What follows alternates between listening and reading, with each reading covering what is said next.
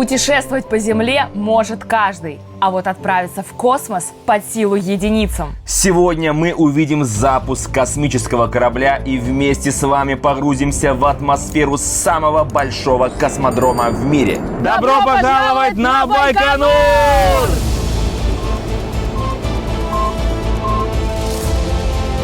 Мы здесь в предвкушении, ощущения непередаваемые. Дрожь по всему телу. Здесь все иначе, здесь все масштабнее, круче. И это было очень трогательно, когда они садятся в автобус, и все просто плачут, машут. Мы отправились в космос, к звездам.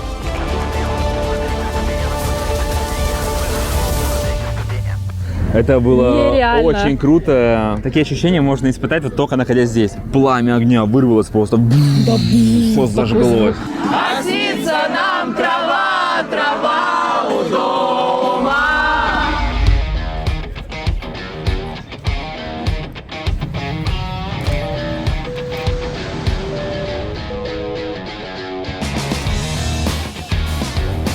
Наш Байконур начинается в аэропорту. Мы прибыли. И, между прочим, аэропорт называется Крайний, потому что так принято у космонавтов. И вот вся наша бригада, автобусы выстроены, и мы отправляемся исследовать космодром. Байконур – это первый и самый большой космодром в мире, который находится в Казахстане. Это не просто одна стартовая площадка, а целый комплекс, который занимает огромную территорию – более 6700 квадратных километров. Это почти как целая небольшая страна. На его территории расположены десятки стартовых площадок, технических зданий, ангаров, хранилищ и жилых зон. Что такое Байконур? Ну, во-первых, это город с населением примерно 40 тысяч человек и, конечно же, космодром. Вместе это все называется комплекс Байконур. И это место было построено в 1950-х годах как строго засекреченный объект Советского Союза. До сих пор космодром используется для запуска ракет и пилотируемых полетов в космос. И именно отсюда 4 октября 1957 года был запущен «Спутник-1». Это первый искусственный спутник Земли. И спустя 4 года, 12 апреля 1961 года, Юрий Гагарин стал первым человеком, полетевшим в космос. Желаю вам доброго полета!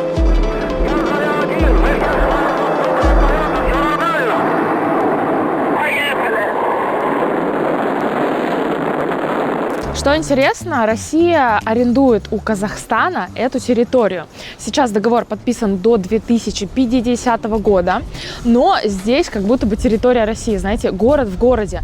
Здесь действуют российские рубли, можно платить российской карточкой, здесь работают российские законы. Всего на Байконуре было построено более 15 стартовых комплексов, но активно используется только несколько. Каждая площадка рассчитана на разные типы ракет и миссий, от грузовых запусков до пилотируемых полетов. И сейчас у нас есть уникальная возможность увидеть настоящую ракету вблизи.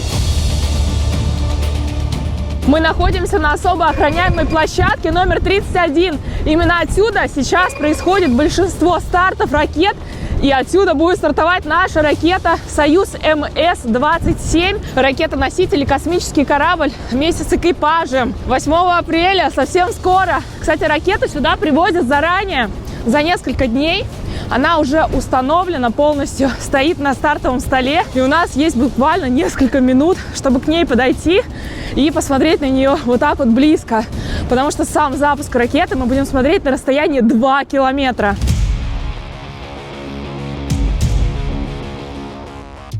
Ракету привозят на стартовую площадку за несколько дней до запуска. Делают это по специальной железной дороге. Это зрелищный и важный этап подготовки, который называют вывозом ракеты. Ракету везут в горизонтальном положении на платформе, сопровождаемой машинами технической поддержки и охраной. Это традиция, которую соблюдают с советских времен, и по сей день ее приходят посмотреть и журналисты, и зрители. В этот раз ракета, вывозимая на стартовую площадку, площадку имеет особое оформление. Она брендирована логотипом Триколор. Это не просто технический запуск, а еще и часть празднования юбилея одного из крупнейших российских спутниковых операторов. Триколору 20 лет. На корпус ракеты нанесен логотип компании Триколор.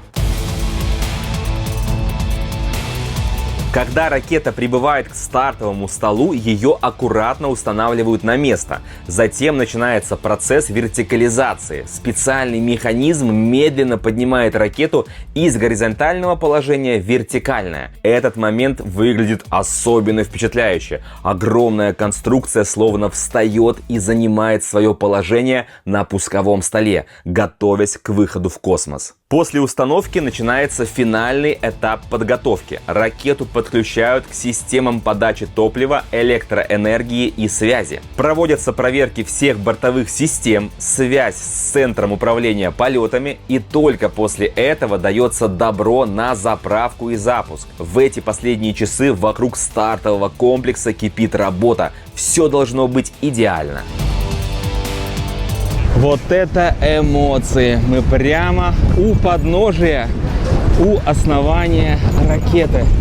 Вот сюда вставать нельзя, потому что нас сразу выгонят. Все под контролем. Только асфальт, мы можем Только стоять асфальт. только здесь. Но даже так близко, вот буквально рукой подать. До запуска пару дней. У нас достаточно времени, чтобы поподробнее ознакомиться с Байконуром.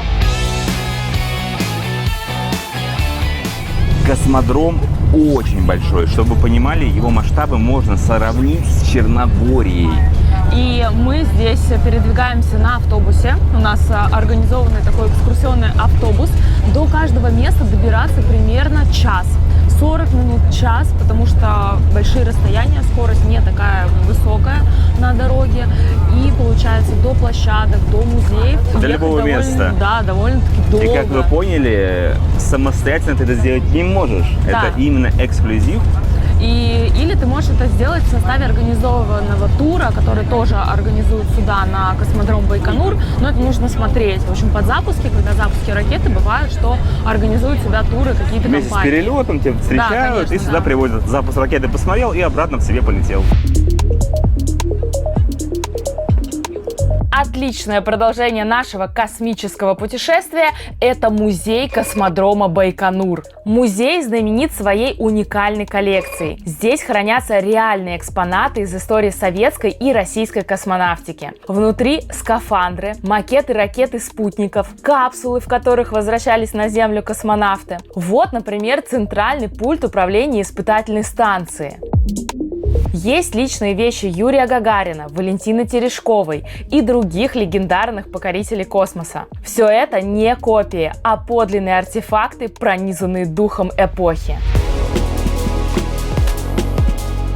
Первой собакой в космосе, запущенной тоже с этого космодрома, была Лайка. Она отправилась на орбиту 3 ноября 1957 года на борту советского спутника «Спутник-2». Лайка стала первым живым существом, совершившим орбитальный полет вокруг Земли. К сожалению, в то время технологии еще не позволяли вернуть капсулу обратно, и Лайка погибла через несколько часов после запуска от перегрева. Посмотрите, какой небольшой, вот такая вот герметичная кабина. Прямо в этой кабине ее отправили в космос. Ну, потому что другие собаки летали, у них уже было такое улучшенные условия комфорта, уже 2 собаки могли поместиться. Вот тут я вижу крысы, кролики, в общем, всех подряд в космос отправляли. Я бы умер от стресса. Представляете, ребята?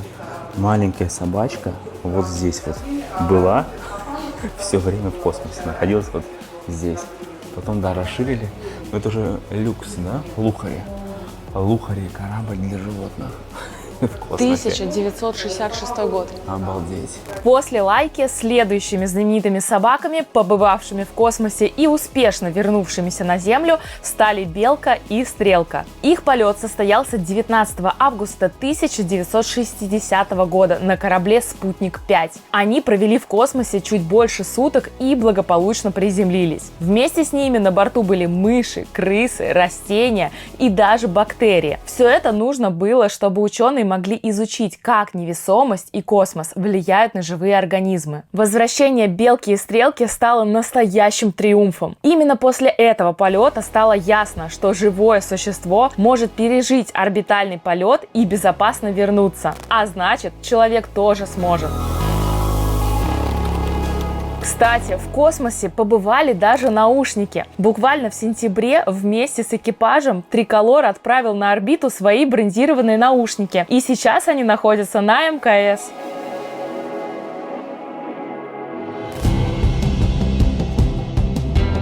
Что касается космонавтов, то они летят в специальном кресле, которое называется ложем. Это вот такая индивидуальная вкладка, изготовленная точно по форме тела каждого космонавта. Перед полетом с человека снимают слепок и по нему изготавливают кресло из легкого материала, обычно стеклопластика. Оно точно повторяет контуры тела, чтобы во время взлета, перегрузок и посадки космонавт находился в максимально защищенном и устойчивом положении. Это снижает нагрузку на позвоночник и на внутренние органы. Можно сказать, что это как персональное космическое сиденье, только гораздо серьезнее.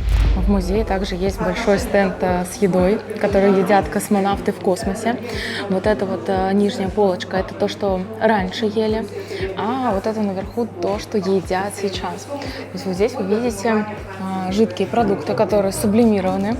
Жидкость заливается через специальную вот здесь вот трубочку, вот здесь вот, и также, когда пюре, допустим, готово, можно через эту трубочку пить. Также, видите, кусковой, тут свинина, мясо, консервы, вообще много, десерты даже вот в таких консервных банках, орешки. И что интересно, хлеб и другие изделия, которые крошатся, они специально упакованы по вот таким брикетикам. Один кусочек равен одному укусу хлеба. Очень интересно, потому что крошки могут попасть в дыхательные пути, чтобы этого не произошло.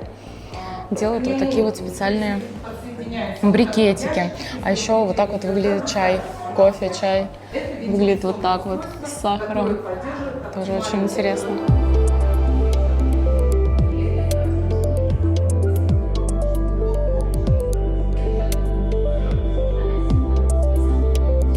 Есть традиция, что космонавты перед полетом обязательно приходят в музей, им проводят экскурсию, и начиная с Юрия Гагарина ведется вот такая вот стена. Здесь обязательно ставятся автографы.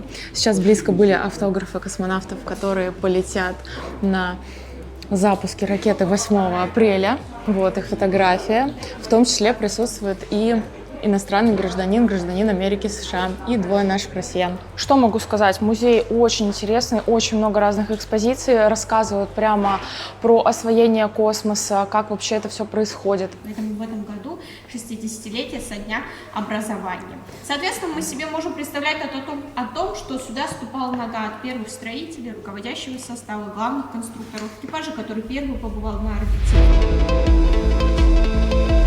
Музей космодрома Байконур – это не только экспозиции в помещениях, но и большая выставка под открытым небом. На открытой площадке можно увидеть настоящие ракеты, космическую технику и транспортные средства, которые использовались для подготовки запусков. Но настоящей жемчужиной коллекции под открытым небом считается «Буран» – орбитальный космический корабль в натуральную величину.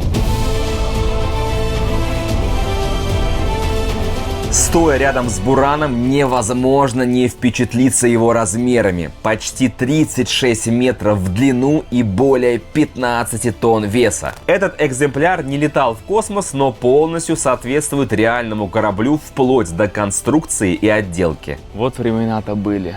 Золотое время космонавтики, самый старт. И, между прочим, можно зайти внутрь этого макета Бурана и посмотреть, как там приблизительно все смотрелось. Ну-ка. Он здесь такой своеобразный музей сделали. А это вот ракета-носитель для него. То есть, чтобы Буран оказался в космосе, должен быть мощный ракет-носитель, который своей энергией его доставляет в космос, но чтобы вам понять не было. И получается, в 1988 году был успешный запуск Бурана. Он 2 раза облетел вокруг орбиты и самостоятельно приземлился на Землю в автоматическом режиме. И это прям было вау. Почему макет? Настоящий Буран не сохранился, потому что в ангаре, где он стоял, обвалилась крыша, кровля, и, к сожалению, там этот буран и похоронили. Но вот макет сделали на радость туристам. Ведь прям вообще впечатляют масштабы.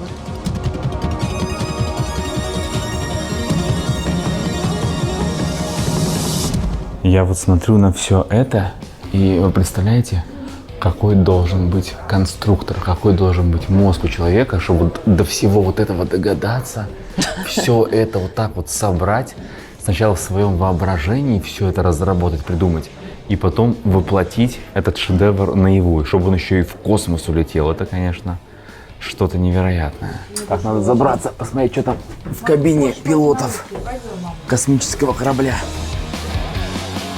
Стекла, представляешь, хоть толщины, посмотри. Ну. Это должно быть максимально надежно, защищенно. Да, чтобы выдержать от разные самых нагрузки. высоких температур. Невероятно просторная кабина, ну да, относительно тех, что мы видели в музее. Поехали! Причем у второго пилота тоже дублируется. Здесь можно нажимать на все кнопочки, рычажки вот работают. То есть такой макет сделан, но максимально крутой, приближенный к реальности, который можно трогать, щупать и немножко хотя бы ощутить себя, каково это в космос лететь. Также здесь около музея располагаются домики Гагарина и домик Королева. Домик Гагарина как раз-таки вот позади меня, первый домик. И здесь переночевал Гагарин в ночь на 12 апреля 1961 года. Именно в этот день первый человек в мире отправился в космос. И это был Юрий Алексеевич Гагарин. Как раз-таки он здесь переночевал вместе со своим напарником. У каждого космонавта есть дублирующий космонавт. Если по каким-то причинам главный космонавт не может лететь, то летит дублер. И, соответственно, Титов был дублирующим космонавтом. Гагарин лег на дальнюю кровать, Титов на ближнюю, и это стало традицией. Назначенный на полет космонавт укладывается на дальнюю кровать, а дублер на ближнюю. Эти небольшие, но атмосферные деревянные постройки сохранились в оригинальном виде.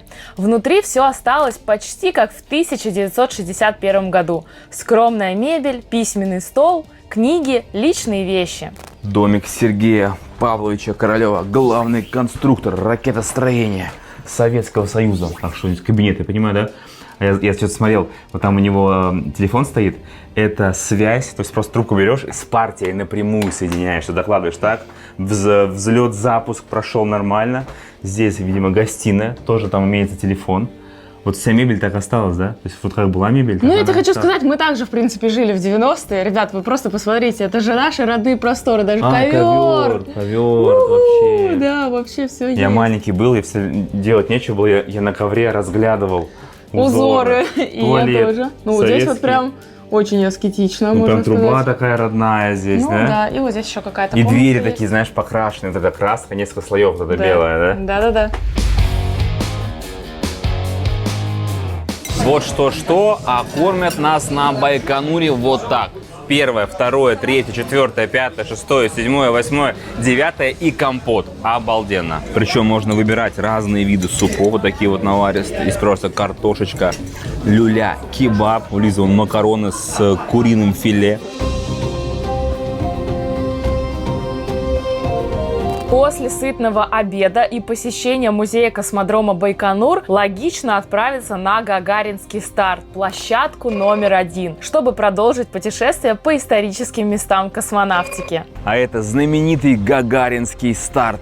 Пусковой стол называется, а вот это вот масштабное сооружение внизу – это газоотвод. Потому что, представляете, какое огромное количество топлива сжигается в моменте, и вся эта раскаленная масса вон туда, вниз улетает. Если бы этого не было, ну здесь бы живого места не осталось. Почему знаменито это место? Потому что именно отсюда стартовал Юрий Алексеевич Гагарин в космос. Это место сейчас не работает. Как видите, мы можем подходить очень близко, туда даже можно залезть. С 2019 года пуски ракет прекратились. Именно здесь сейчас все запускаются с 31-й площадки. Как это работает? Это фермы обслуживания стартового комплекса слева и справа. То есть по центру ракета, она вертикализируется и вот закрепляются, получается, фермы. Вот так они, хоп, слева, справа. И здесь могут ходить люди, обслуживать ракету, доделывать, допиливать, докручивать. Ну и потом они как вот так налево, направо, вы знаете эти кадры знаменитые, и ракета пошла как говорится, поехали вон туда к звездам. Вот так близко невозможно подойти, когда ракета взлетает, потому что здесь очень горячо. Вот сейчас можно за всем этим понаблюдать. То есть вот здесь устанавливается ракета, здесь, я вам уже сказал, все это закрепляется, да, и вон туда как раз-таки направляются тонны сожженного огня. И вот туда они так вниз. И вот сюда, получается, бежим с вами вот так вот. 1000 температура. И сюда все улетает в бескрайние поля.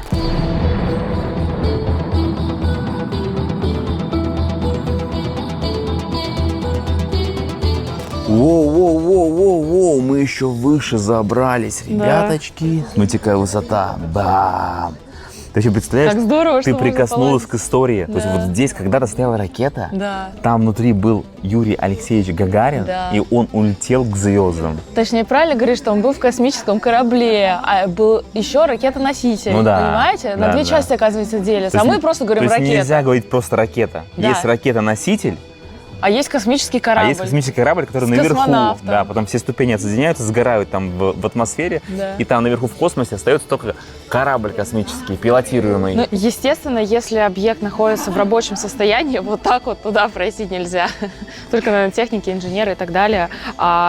Ну, вот так вот прикоснуться, как здорово, да? Здорово, что старые объекты используются, и можно полазить по ним и посмотреть масштабы, потому что когда стоишь рядом, даже, да, близко к ракете, ты вообще не понимаешь, что здесь вот такой масштаб, в космос какой-то. Даже когда ракета улетает, ты Да. смотришь, как бы, ну, полетела она. Это Очень близко капец, посмотреть. просто посмотрите на это. А это, кстати говоря, конструкция, на которую грузилась ракета по рельсам, вот так вот туда она отправлялась на место пуска и вертикализировалась. Ну и, собственно, потом все это действие происходило. Юрий Гагарин отправился в космос на борту космического корабля «Восток-1». Гагарин был выбран для этой исторической миссии не случайно. Он был одним из лучших пилотов-исследователей Советского Союза, обладавшим выдающимися физическими и психологическими качествами. В день полета ему было всего 27 лет. Самым важным моментом был момент запуска, когда он сдержал волнение и произнес знаменитую фразу «Поехали!». Желаю вам доброго полета!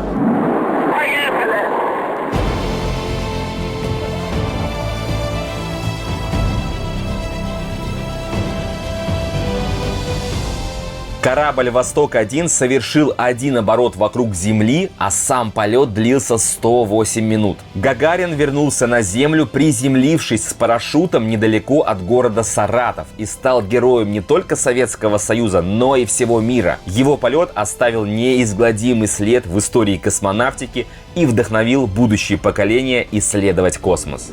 Говорит Москва. Работают все радиостанции Советского Союза. Передаем сообщение ТАСС о первом в мире полете человека в космическое пространство. С 12 апреля 1961 года отмечается День космонавтики.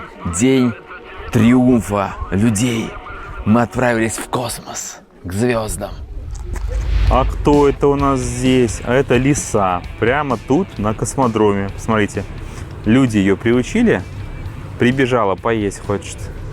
Смотрит на нас, стоит. Кстати говоря, про организацию. Вот так все смотрится вечером. Автобусы подсвеченные. Вот так вот все мы передвигаемся здесь. И, кстати, мы же живем прямо на территории космодрома в отеле «Космос».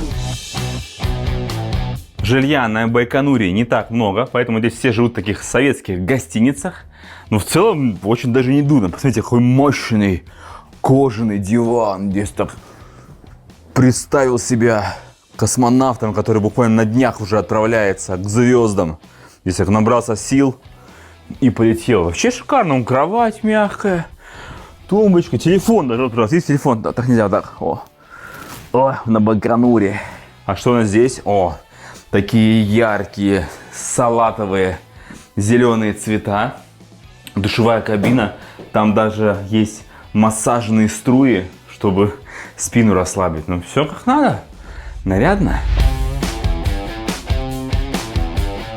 На фоне необъятных просторов Байконура я хочу вам показать мерч, который нам подарили две компании, благодаря которым мы попали сюда на Байконур. Это Роскосмос и Триколор.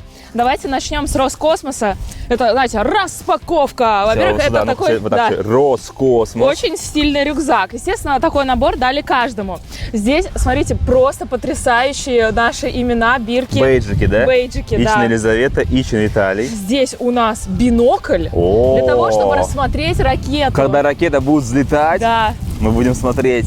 Футболка, вот такая вот, Роскосмос. Каталог сувенирной продукции Роскосмоса. Ого. То, что можно приобрести у них прямо, представляешь? И вот такая вот брошюрка с космонавтами, которые полетят 8 апреля.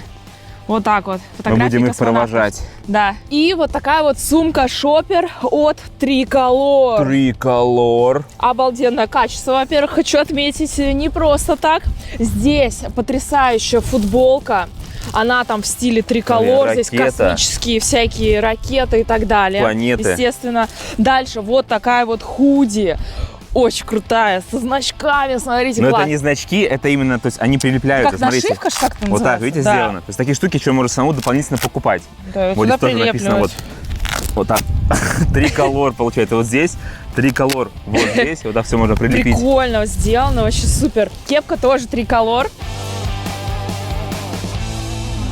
Какие у нас шикарные завтраки в отеле, ребяточки. Мы тут расселись, давайте вам продемонстрирую.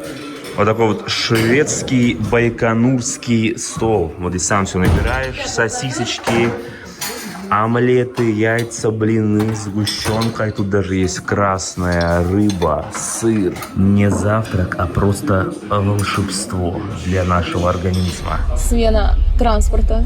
Автобус двухэтажный с фиолетовыми сиденьями. Представляешь, на Байконуре Говорят, быстро ездит. космодром и двухэтажный элитный автобус. Едем к следующей локации.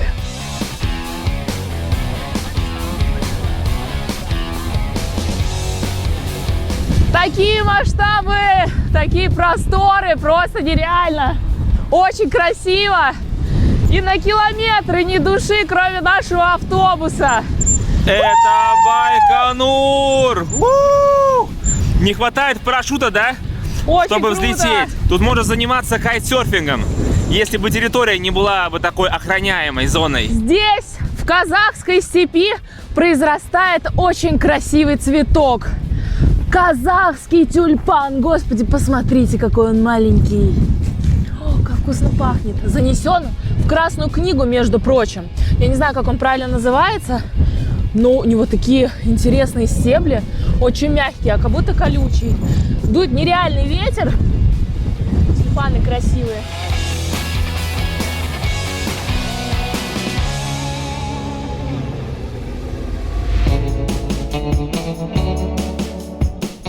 А мы перемещаемся в сам город Байконур, который находится недалеко от космодрома и является важным центром для всего космического комплекса. Город был построен в 1950-х годах специально для обеспечения работы космодрома и его персонала. Байконур — это необычный город, который можно назвать своего рода городом с миссией, ведь все здесь связано с космосом. До 1995 года город назывался Ленинск. Ну и, собственно, вот товарищ Ленин, вожак стаи, до сих пор здесь стоит. Но самое туристическое место — это главная улица Байконура. Идем по Арбату. Слушайте, приятная улица, такая вымощенная. Ребята, это же своим ходом. Тут сончики. Так как тематика у нас космическая, Байконур, все дела, то даже часы выполнены в космическом ракетном стиле.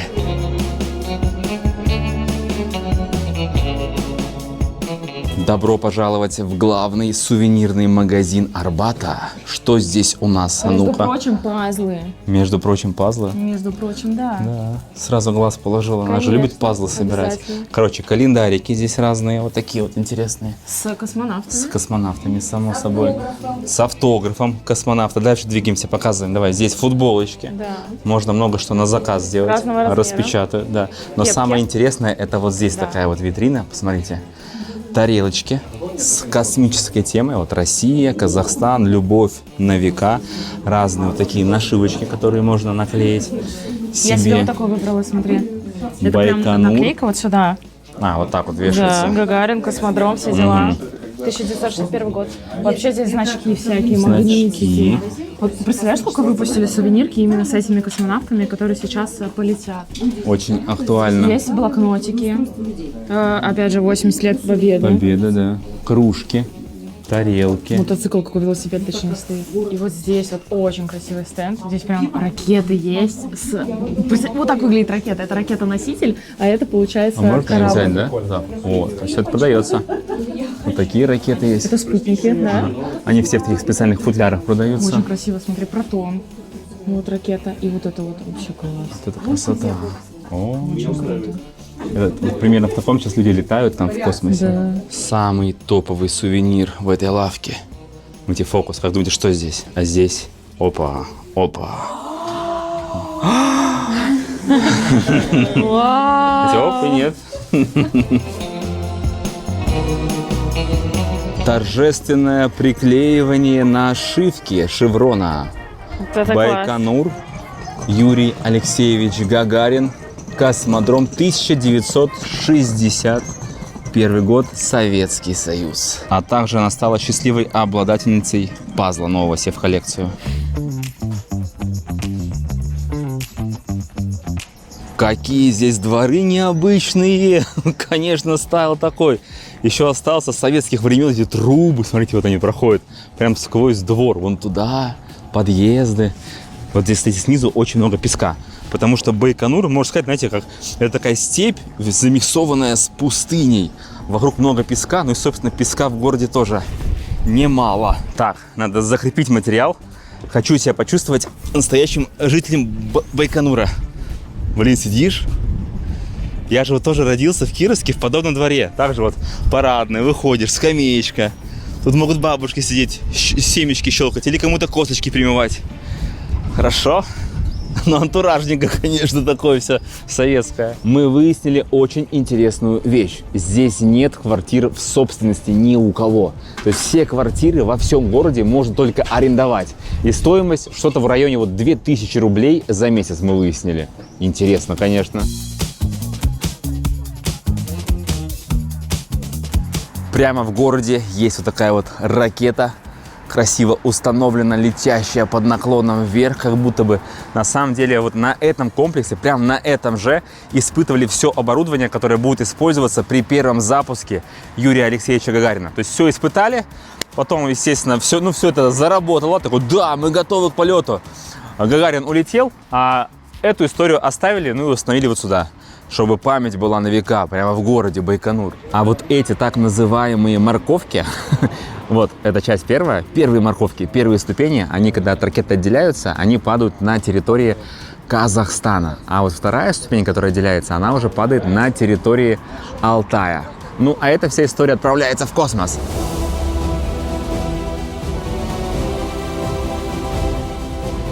Ну и, конечно же, памятник Юрию Алексеевичу Гагарину. Он, по идее, держит солнце, но с погодой, как вы видите, нам не повезло. Но он улыбается. Почта, телефон, телеграф. Целое дерево, прикинь. Прям окунулся в прошлое. Но есть магазин еще круче, напротив центрального рынка. Называется «Экспедиция». На входе у нас тарелочки. Гагарин, само собой. А дальше очень много космических кораблей. Вот, пожалуйста. Станция. Буран, станция «Союз». Все виды ракетоносителей. Разные все виды чашки. ракет, спутники, чашечки. Термосы, смотри, какие красивые. Да, И термосы термокружки. на космическую и фляжки. тематику. И вот даже такие под вино. Смотри, какой, да, термос Да, такой. да. Ну, кстати, Бля. здесь тоже космическая станция, даже матрешки Лего. есть космические, Прикольно. разные значки, зажигалки, просто космонавты. Очень красивый выбор, все хочется скупить Я здесь. нашла пазл, смотри. Пазл вот даже есть? стоит на 80 деталек. Маленький пазл, Лиза любит маленький. пазлы. Вот еще ракеты, космонавты. Очень Опять прикольно. же Вот такой термосы. даже, смотри, это тоже такой термос. Да, такая космическая станция, маленькая капсула. Там, смотрите, Лего, да, конструкторы Лего. Здесь гигантские ракеты. Вот опять же энергия, ракета-носитель. И сверху установлена, здесь написано, Буран. Забираем последнюю станцию «Союз». Вот такую вот. Сколько стоит, Лизан? 8 тысяч рублей. Ну, вот этого Ценник стоит. лучше не На называть. полочку поставим. Не, ну этого стоит полностью. В городе на проспекте Гагарина несколько многоэтажных домов украшены граффити на тему космоса. В 2021 году команда художников из Челябинска оформила 5 зданий изображениями знаковых космических аппаратов. Это космический корабль «Восток», ракета «Протон», космический корабль «Союз», луноход-1 и орбитальный корабль «Буран». Работа над проектом длилась 16 дней и была завершена в мае 2021 года. А это местные будущие космонавты. Посмотрите на их заряженные лица. Посмотрите, какая энергия, какая экспрессия. Они просто мечтают отправиться в космос.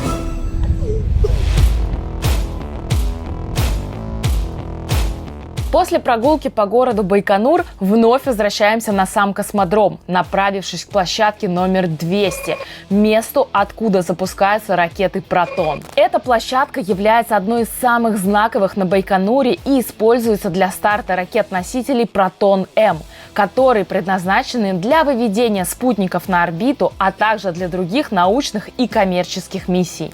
Если очень коротко, то существуют ракеты двух типов. Те, которые выводят на орбиту космические корабли с экипажем, и второй тип, которые вывозят грузы. И мы сейчас находимся на стартовой площадке тех ракет, ракета «Протон» на данный момент, которая вывозила именно грузы на орбиту. И не только грузы, но и в том числе станции, например, части станции, из которых состоит МКС. Ракеты «Протон» — это одни из самых надежных и мощных ракет в истории российской космонавтики. Когда ракета «Протон» стартует, она производит огромный звук и создает мощный выброс энергии, который ощущается даже на значительном расстоянии от площадки.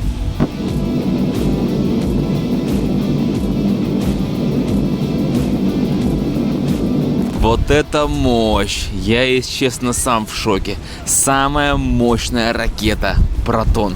И чтобы вы понимали, вот эта площадка, которая внизу находится, то есть настолько жар от ракеты, вот сгораемого топлива, что все вот это, что здесь внизу, оно сгорает моментально. Хоть здесь как будто бы ад. То есть ты в аду на земле. И потом, когда ракета уже улетела, все, она там в космосе, грубо говоря, на орбите Земли, это все ребята здесь восстанавливают. Все это красивенько, такое же покрашенное. И каждый раз после каждого запуска все с самого начала. Все снова сгорело, прям слоями отлетает вот этот металл, и заново все это восстанавливается перед следующим полетом. На площадке дует мощный ветер, даже так прохладненько. Но организация классная, нас привозят на каждую локацию, везде нас встречают люди, все рассказывают. Естественно, мы все не можем снимать, потому что вот рассказ, например, полчаса занимают, там рассказывают полностью, как заправляется, как все взлетает. Кстати, вы, наверное, спросите вообще, кто все эти люди, которые с нами ездят. Здесь порядка 100 человек, то есть 3 больших автобуса, еще микроавтобусы. Здесь, получается, кроме прессы, блогеров, медиа, здесь также находятся родственники космонавтов, друзья и просто люди, которые прилетели сюда в тур, которые хотят посмотреть на запуск ракеты и вообще узнать больше про космос и так далее. Ну, то есть есть туроператоры, которые вот сюда привозят людей. На запуске ракет. На запуске ракет. Все это можно своими собственными глазами увидеть, пожить прямо здесь, на Байконуре. В отличие от гагаринского старта, где мы с вами уже были, здесь по-другому все происходит. То есть там ракета-носитель стоит, наверху управляемый пилотируемый корабль, и во время пуска вот эта вот конструкция, которая держит ракету, она так хоп, отъезжает прямо во время пуска, грубо говоря. А здесь во время пуска ракеты ничего вот этого рядом с ракетой не находится. То есть ракету обслужили, заправили, все проверили, все это ушло по рельсам вон туда, и ракета «Протон» сама по себе со своим собственным весом стоит, грубо говоря, на земле, на этой площадке, и происходит пуск. В нашу интересную историю познавательную добавим немного цифр. Вот представьте себе ракета, да, она весит 28 тонн, казалось бы, так много, но заправленная ракета топливом весит 700 тонн. То есть, представляете, когда ее заправляют, то есть ракета — это грубо говоря, топливо. Очень интересно, и топливо, естественно, все сгорает. Сколько топлива надо, да, обалдеть, я просто в шоке. И ракета, как правило, привозится на пусковой стол заранее, за 3-4 дня. Затем начинается всякое вот это техническое обслуживание, да, когда ее обнимают вот эти два столба станции, ее обслуживают около 4 дней, и за 6 часов до пуска ее заправляют. То есть ракета сюда приходит пустая, не заправленная. Ее ставят, обслуживают, только потом заправляют и запускают в космос. Стоит упомянуть самую крупную аварию на Байконуре. Она произошла 24 октября 1960 года, когда в результате трагического инцидента, известного как катастрофа на Байконуре, было разрушено космическое оборудование и погибло несколько десятков человек. Авария случилась во время подготовки к запуску ракеты Р-16, которая была одной из первых межконтинентальных баллистических ракет Советского Союза. Это был мощный ракетоноситель, и трагедия произошла на площадке 41. Ракета была установлена на пусковой платформе, и в процессе подготовки произошел непредвиденный взрыв. Взрыв был настолько мощным, что в результате катастрофы погибло более 70 человек. Большинство из них были специалистами, работающими над подготовкой ракеты. Основной причиной катастрофы является банальная спешка, вызванная желанием завершить подготовку к запуску к Дню Октябрьской революции 7 ноября. Это важный государственный праздник в Советском Союзе. В те годы существовало давление на специалистов и инженеров, чтобы ракеты были готовы и запущены к этой дате. Однако это событие стало символом того, как сложные космические технологии и ракеты требуют особой осторожности и внимания в процессе работы. Трагедия оставила глубокий след в истории космонавтики. После этой катастрофы было принято важное решение: в этот день больше никогда не запускать ракеты. И сейчас на площадке расположен мемориал. Можно увидеть памятные таблички с именами погибших, а также монумент, напоминающий о тех, кто принимал участие в разработке ракет и космических аппаратов и отдал свою жизнь ради прогресса в космонавтике.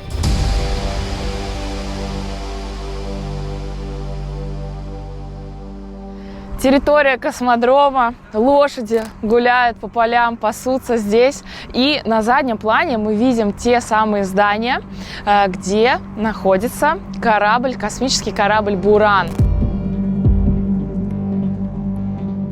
Всего было построено несколько экземпляров, и один из них, тот самый, который сейчас находится на Байконуре, никогда не летал в космос. Это полноразмерный летный образец, предназначенный для наземных испытаний, проверки стыковки с ракетой-носителем «Энергия» и отработки всех технических процедур. Хотя этот «Буран» так и не покинул Землю, он сыграл важную роль в подготовке к полетам. Ну а оригинал «Бурана» не выжил, как я уже и говорила, при обрушении крыши ангара, где он хранился.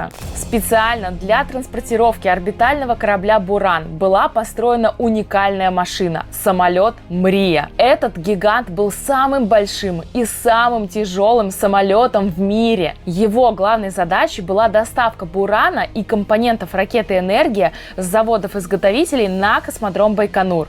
«Мрия» могла перевозить груз до 250 тонн, включая сам «Буран» на спине. Сам факт того, что такую махину можно было поднять в воздух с космическим кораблем на спине, был настоящим инженерным подвигом своего времени. Позже «Мрия» использовалась для перевозки сверхтяжелых грузов по всему миру, а сегодня ее имя стало легендой авиации и символом технической мощи советской эпохи. Для посадки орбитального корабля «Буран» был специально построен аэродром «Юбилейный». Это уникальный объект на территории космодрома Байконур. Это не просто полоса, а одна из самых длинных и прочных взлетно-посадочных полос в мире. Она занесена в Книгу рекордов Гиннесса. Ее длина составляет 4500 метров, а ширина 84 метра. Юбилейный строился с расчетом на то, что «Буран» будет садиться как обычный самолет, без двигателей, планируя с орбиты. Для этого требовалась исключительная точность и максимально ровная и прочная полоса, способная выдержать массу и скорость посадки орбитального корабля. Впоследствии аэродром использовался и для приема других крупногабаритных грузов, в том числе самолетов «Мрия» и «Руслан». Кстати, Кстати, обратите внимание на облицовку корабля «Буран», особенно на его черные элементы. Это не просто дизайнерское решение, а часть теплозащитной системы, которая защищает корабль от экстремальных температур при выходе в атмосферу. Черные плитки – это термостойкий материал, рассчитанный на температуры до 1600 градусов Цельсия. Ими покрыта нижняя часть «Бурана», нос и кромки крыльев. Это именно те участки, которые первыми сталкиваются с атмосферным трением и разогреваются до максимума. Программа «Энергия Буран» была официально закрыта в 1993 году, после распада Советского Союза. Дальнейшее развитие проекта стало невозможным из-за финансовых трудностей и изменения приоритетов в новой экономической и политической реальности. Программа была амбициозной и технологически продвинутой, но оказалась слишком дорогостоящей. Оставшиеся корабли, в том числе и тот, что стоит на Байконуре, стали памятниками советской космонавтики. А посмотрите, какая здесь земля, песок, пустыня, потрескавшаяся земля. Обалденно смотрится, как будто на Марсе каком-то. И вот мы подошли к кульминации этой поездки – запуск ракеты в космос. День, а точнее ночь у космонавтов начинается с выхода из гостиницы «Космонавт». Здесь они проводят подготовку, проходят заключительные медицинские осмотры и репетиции полета, а также проводят время в спокойной атмосфере. Также завтракают и прощаются с близкими. Затем проходит примерка скафандров, несколько раз проверяют их на герметичность. И далее следуют так называемые разговоры за стеклом, пресс-конференция, общение, ответы на вопросы. Мы же в это время приехали на площадку, где ждем выхода космонавтов. Очень много людей, и говорят, что именно на этом запуске 2500 человек, туристов и других людей приехало, чтобы посмотреть. Масштабное событие. Обстановка, смотрите, вон там много людей за И не забором. всем можно проходить за красную линию. Да, мы за красную линию прошли, и получается вот здесь вот уже будем за всем наблюдать. А вот эти вот квадратики, которые сейчас у вас на экране, они предназначены для того, чтобы тут стали космонавты.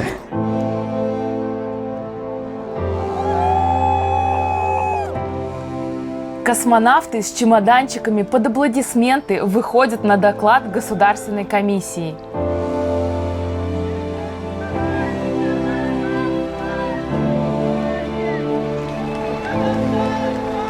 Далее космонавты садятся в автобус и уезжают на стартовую площадку.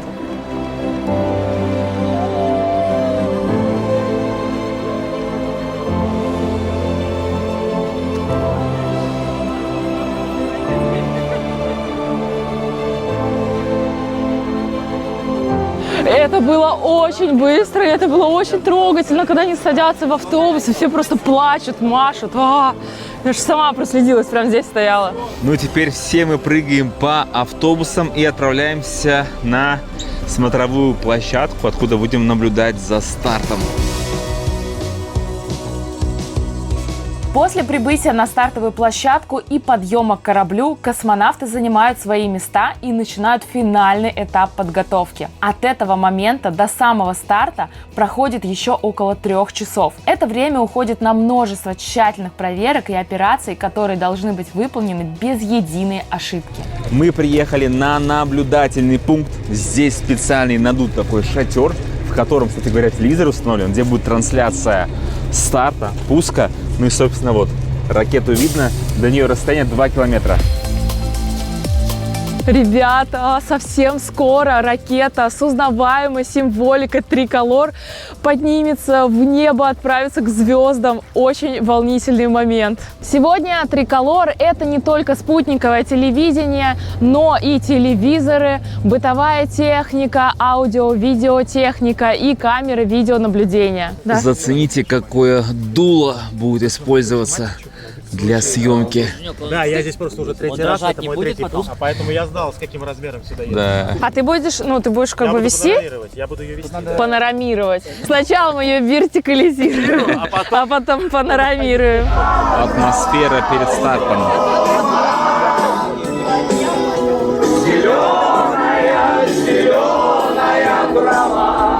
Ну что, Но мы в такой необычной локации находимся сейчас, прямо вот в степи, и позади нас все еще стоит наша ракета, она еще не улетела, мы все еще ждем ее впуска. Идут переговоры Центра управления полетами, атмосфера просто праздничная, мы все уже в нетерпении, и рядом со мной ребята, которые ведут блог своим ходом. Хочу вас с ними познакомить, и пусть они расскажут о своих впечатлениях о этой поездке. Ну, во-первых, это не то, что можно посмотреть по телевизору или где-то во блогах, потому что здесь все иначе, здесь все масштабнее, круче. Лично меня впечатлил старт Гагарина, потому что человек впервые отправился в космос, и вот побывать на этой стартовой площадке, это было что-то невероятное. Была бы такая кнопочка, возможность, нажимаешь и отправляешься в прошлое именно в тот день, когда был старт. Это было бы круто. Час до пуска ракеты люди уже начинают выстраиваться, чтобы занять лучшие позиции для того, чтобы снять вот это вот действо, которое здесь будет происходить. Это, конечно, обалдеть. Волнительно, мурашки. Я даже не представляю, даже представить даже на секунду не могу представить, что чувствуют космонавты, которые там, уже сидят они, в ракете. зашли внутрь ракеты и 3 часа готовятся они к старту. готовятся. Опустились прямо сейчас боковые фермы. Это значит, что осталось полчаса до запуска. Не знаю, как вам там по ту сторону экрана, но мы здесь в предвкушении. Ощущения непередаваемые. Дрожь по всему телу.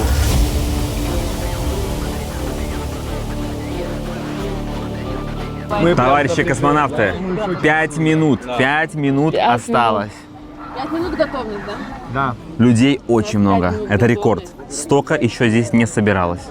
Первый раз такая история. И мы в такой команде потрясающих блогеров, да, получается? Получается. Блогеров, ютуберов. Леха, ну как впечатление перед стартом? Космические. Это максимально важно. То слово, которое описывает мои эмоции в космосе. Я пока не верю, как огромная вот эта вот белая ракета пойдет вверх. Мы увидим, как она просто уйдет в космос. Я пока не понимаю, как это произойдет. Это произойдет всего за 8-12 секунд. Представляешь? За 8-12 секунд многотонная техника, машина просто идет в космос с 3 героями, с 3 космонавтами. Я пока не понимаю, как... Я даже не понимаю, как это теоретически происходит. А мы сейчас увидим это вот так, своими глазами. Есть переход блока 3-й ступени на бортовое питание. Есть отрыв самого блока 3-й ступени. Есть отрыв холодный пневмоколодок блока И-70. Есть дополнительный, есть забук, есть мачта 20. Есть мачта 30. Доклады принял первый. Зажигание. Дым пошел, да? Дым пошел. Промежуточная. Главное. Подъем. Прошел контакт подъема. Двигатели центрального и боковых блоков ракеты-носителя вышли на режим главной смены тяги.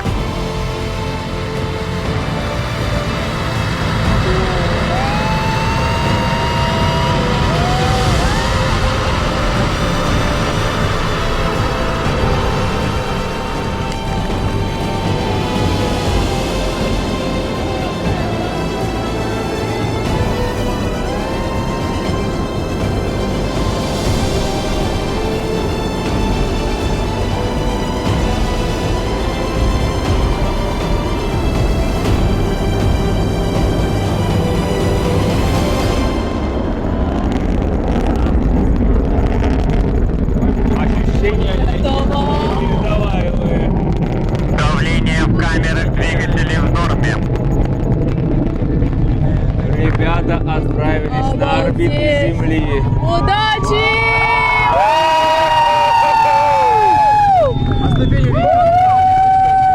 У меня аж слеза выступила из левого глаза. Вот это да! Мы не увидим. Смотри внимательно. Вот она. Вот. Нет. Как же это круто. Блин, это мощь. Смотрите. Видно слезу. Было нереально. Видно слезу в левом глазу. Нет. Обалдеть. Ура! Есть отделение второй ступени. Есть сброс панели хвостового отсека.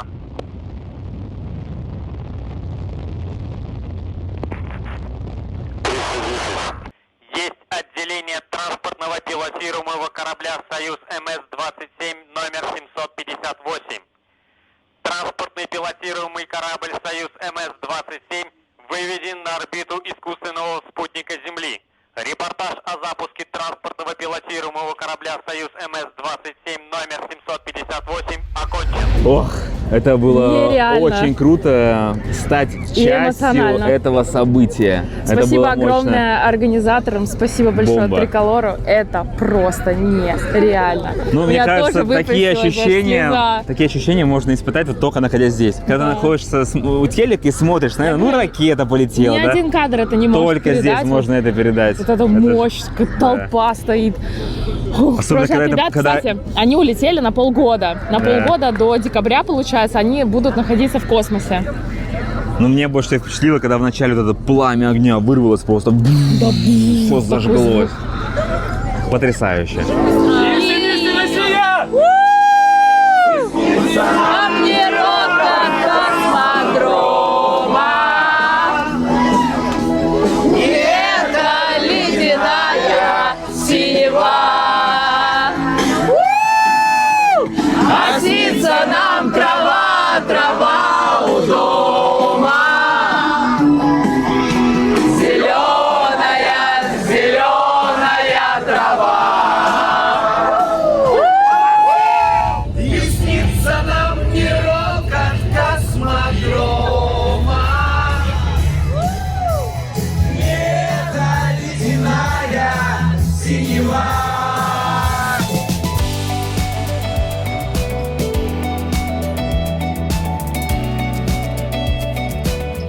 Настало время отправляться домой. Мы счастливые и выжившие после этого динамичного графика. Смотрите, какую классную открытку от всех ребят я тут собираю. Тут даже есть Паша Деревянко, который написал О, на открытку автограф. Или Сережа Сухов, Саша. Сейчас еще от Триколора обязательно попрошу. Очень приятно. Вот такая вот. Я думаю, что На нужно... наши открытки. Я думаю, что важно сказать людям, знаешь что?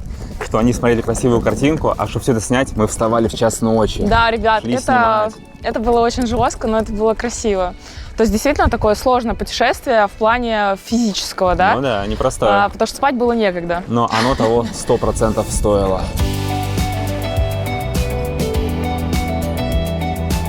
Я так понимаю, у нас сейчас будет праздничный полет. Вот наш самолет, кстати, Аэрофлот стоит.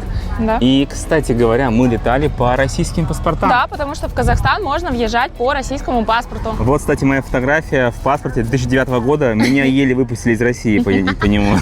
Обычно же по заграннику летаем. Надо менять, короче, паспорт. Какие уникальные билеты. Вы посмотрите, все графы заполнены вручную. Загружаемся. Аэрофлот. Российские авиалинии.